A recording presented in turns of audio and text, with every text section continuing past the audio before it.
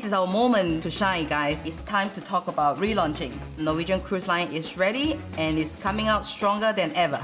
This common thread of wanting to do good for the sake of being good is alive and well. And I've committed that we will not start cruising until I feel 100% comfortable. We don't want this to be a lackluster vacation for anyone. We want to get back to being cutting edge. You come on board and you say, boy, nobody else does that. When you take away entertainment, you take away so many livelihoods. And if we, as a company, can help, we're glad to do it. I just get chills even saying that word, great cruise comeback.